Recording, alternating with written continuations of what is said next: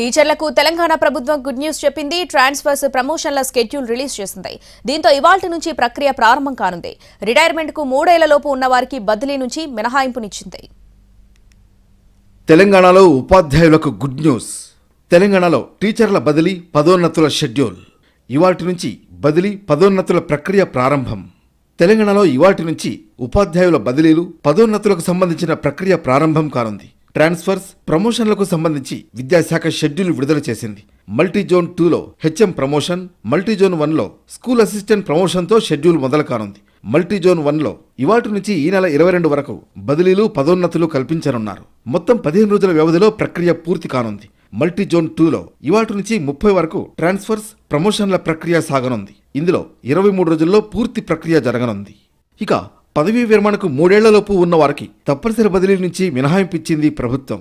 Pandit PET పోస్టుల్లో upgradation చేస్తున్నట్లు చెప్పింది.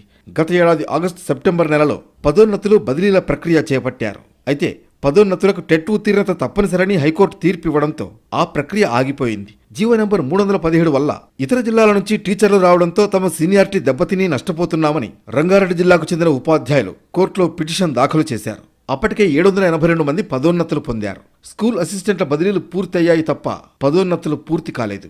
గతంలో ఎస్జిటి బదిలీలు కూడా ఆగిపోయాయి. కోర్టు కేసులతో గతంలో ఎక్కడ ప్రక్రియ ఆగిపోయిందో అక్కడి నుంచి బదిలీల ప్రక్రియ ప్రారంభించనున్నారు. టెట్తో సంబంధం లేకుండానే ఉపాధ్యాయుల పదోన్నతులు చేపట్టనున్నట్లు విద్యాశాఖ స్పష్టం చేసింది.